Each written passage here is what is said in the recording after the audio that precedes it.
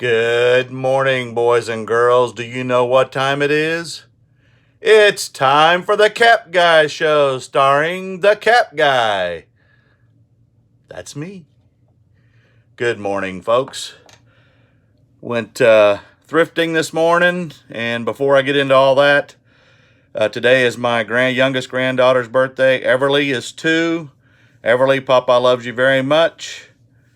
I've been watching them a little bit in the evenings, a couple days a week, and a month ago she wouldn't have a thing to do with me, but now she's all around me because I guess it's because I give her cookies and candy and things, but that's the way it works, and I love her so much, and happy birthday.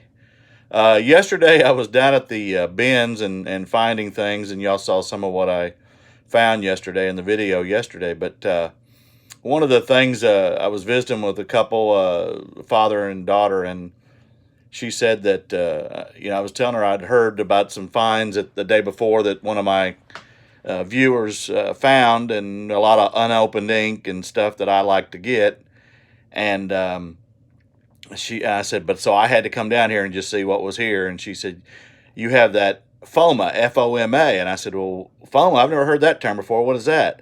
Fear of missing out. So that's the new term.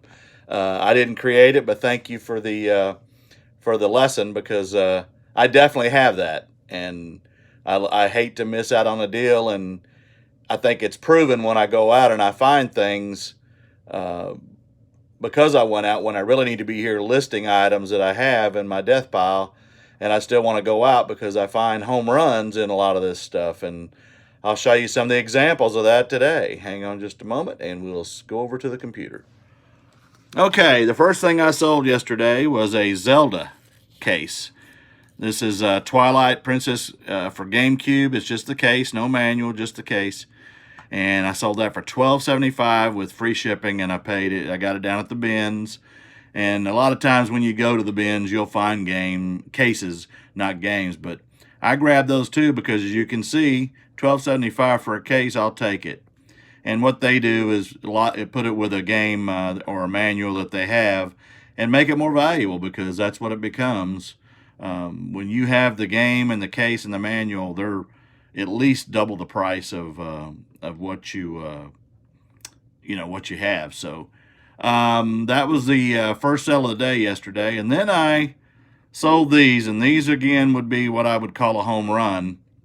These are Fisher brand traceable vacuum freezers, thermometers for freezers and refrigerators. And I found them at a yard sale, not even quite a month ago, on a Saturday. And I bought several other things along with that Willie Nelson record that I sold for $100 and I paid 75 cents for, and also in one of my previous videos. But these things were $1 a piece, brand new in the box. I comped them right there at the yard sale and saw they were selling for about $26 a piece. So yesterday I sold 2 of them to the same person down in Texas. And then I offered him the third one with free shipping if he'd buy it, and he said he would, but he didn't. So I ship in one day. If you don't pay me within the day, I go ahead and ship it. And then if he wants it, I'll still do free shipping for him, because I made a huge profit off these. And I'll get into the actual numbers in a few minutes when I finish here. But those are a good deal. I'd like to find a bunch more of those. This I sold this morning along with 2 other things. Since I've been out, I won't go into those, but I'll go ahead and go into this because they bought it during the night, so I shipped it this morning. And again, if you pay me during the night, I'm going to ship it first thing in the morning, even though I do all my shipping at night before I go to bed. That way, when I get up, if I don't have any sales, I just go ahead and go to the post office, and then I can go thrifting. This is a Kill. Ed Hardy loves Kill Slowly cap. I had it for a little bit more than this, and I sent out offers. And that's the other thing I'll mention is I sent out 81 offers yesterday afternoon while I was watching the news, and in my easy chair. And I think I've sold about 5 items off of those offers so far. Most of the offers last for 48 hours when you send out an offer, but it makes it easy, and it helps you boost sales that I wouldn't have normally got. I got $760 with $460 shipping on top, And this cap I paid $2.32 for, so I didn't make a whole lot of money, like about $5. And I'll go into the actual profit off of each item in a few minutes, because I'm going to start giving you that number as well, not just what I paid and what I sold it for. And I'll calculate it back out. And the next thing I sold, 2 Nintendo DS products yesterday, and this one was a Nintendo DS Pokémon Platinum without the case or manual. I paid 51 cents for it in a lot deal where I paid 60 for a DS, 25 games, 2 of the replay DS things, and a keyboard for Guitar Hero. Out of that lot, I sold this for $44 and plus shipping on top. So that was definitely a good profit. I've already got my money back from that deal. Everything is profit at this point, because the next item that I sold, which is even more valuable, is the one of those Nintendo DS Action Replays. And I have 2 of these. Now, the other one I haven't listed because I'm not sure I'm going to sell it right now. But I got $44.98. I had it for $49, and then I dropped it to $46, and then this is one of the offers I sent out. When I send out offers, it's anywhere from $1 to $5 off the price. And again, I did free shipping on this one.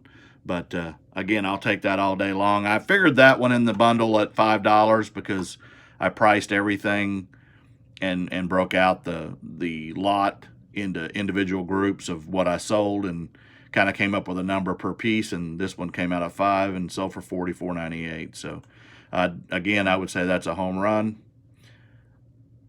And then the last thing, I believe it's the last thing, didn't make a lot off this item, but I have had it for a while, and I actually thought it was going to go for a little higher. Oh no, I have 2 more items. This I sold. I had 35 invested in it. They're Cruel women's jeans. Nothing special, just size 9 women's jeans. I've had these for a little while, and I'm trying to get out of the jean market unless they're vintage. I sold these for, I sent out an offer again, and these were one of the offer items. And I sold these for $18.25 plus shipping. And again, those go on a flat rate priority mail envelope. They weigh 1.5 pounds, most jeans do. So if you ship them regular priority, they're gonna kill you for $8 or $9. And so I do them in the flat rate priority envelope. I can get a lot of stuff in a priority flat rate envelope for $6.94 with my discount. And then the last thing was this vintage Reebok New York Giants Super Bowl t-shirt. I'm glad to get it out of here because I don't like the Giants. I'm a Cowboy fan. I don't like the Redskins or the Eagles either. Let's see here. I sold that for $9, and again, that was an offer. I had it for a little bit higher, and shipping on top, so made a little bit on it. This is a 3-time Super Bowl champ vintage. When I went through my numbers, I sold a total, like I said, of 8 items that weren't in the initial thing that I did yesterday, and basically it came out to 8 items, $15.71 invested, $187.38 in sales, and then the profit was $154. So I'll take that, and I won't say all day long because somebody said I had to say that too much. But I'll take that and move on down the road. I love those $150 days. And today I went sourcing just for a few minutes. I was near the Goodwill, and I decided, well, I'm going to run in there. And the first thing I spotted was this. It is a vintage Russell Athletic San Diego State Aztecs windbreaker jacket. And I have not comped this one yet, but I know this is going to be a very nice vintage find. The next thing, I comped this. These are about $20. It's an Oakley women's hoodie. It's got a real nice design on it. It's pink. And Oakley stuff sales. I should get $20 for that. I paid $5.33. I paid $5.33 for the Russell as well. This is a sweater, and it just caught my attention because of the style and the straps. And I comped one that was a different color. It's Ellen Tracy. I paid $5.33, and that comps at over $20 as well, $20.25. This one is a Lawrence Kazar, and they have a bunch of different beaded tops. I didn't find this particular one when I was comping, but I haven't done all the research yet. But these are definitely desirable, and I wasn't familiar with the name, so when I see something unique, I grab it. It's got shoulder pads in it, and it's vintage as well. And then the last thing I picked up, and this is all I picked up today, this is a Gaetano ladies trench coat. These, as you can see, are pretty long, and it has a split in the back of the leather coat, and it is leather. And that comps out, oh, it's all over, but it's in that $40 to $50 range, and I gave $7.37 for the coat. So spent $32, and I should come out of there with at least $150 or more once they're all sold. And I think that's about all I have today. I've got a lot of listing to do. I did a lot of listing last night. I'll mention that. Yesterday, when I went through the things that I found at the bins, a couple of things that I didn't mention because I hadn't researched them yet, but one of them was a huge amount of CDs on Family Tree Makers, Family Archives. And I didn't realize they had so many discs available, but there's hundreds. And I found 28 of them. And every one of these is in pristine condition. There's only 2 without a case, but the rest of them are in cases, and they have all the information. And they're things like, the Virginia genealogy, the world genealogy, Europe, Confederate soldiers, Union soldiers of Massachusetts. Each one individually comps and sells for 14 to 20, and some of them go up into the 40s. Some of them are multi-disc sets, and some of them are just single discs. But I stand to make over $500 off of these once sold. And again, I got these at the bins. So at the bins, I paid 69 cents a pound. You figure I probably didn't have more than 5 pounds worth of discs in 28 discs. So I'll take $5 into $500 every single day. It'll take a little bit to sell them all, but they do sell, and I was watching and looking and trying to find the ones that I had compared to the ones that are selling. And people love their genealogy. They spend a lot of money on Family Tree and Ancestry and 23andMe, and I do too, because I've done mine. But these are desirable. The other thing I found was 4 sets of learning discs for, it's a Christian thing called Foundations, and there's cycle 1, 2, and 3. One of them was incomplete, so I won't be able to sell it, but the other 3 were, and those sell for $20. So again, a good profit there. The Game Boy Advance, I went and got a game for it this morning, and it does work. I just picked up a game because I didn't have a game for it. The only ones I've had I've sold, and I tested it. So the system is worth about $20, $25, and the game, I got just a cheap game. But I went into GameStop. They don't sell Game Boy Advance, and I got into a conversation about some of the things I sold, the Pokemon, and I was just curious how much they would pay me if I had took it there instead of sold it on eBay. And it comped out at $20, and then he was going to sell it for $49. And I said, well, I sold it for $44 myself. Why would I do that? And it made me realize that they're in this to make a lot of money. And so then I went to ask him about the NCAA 14 Xbox I have.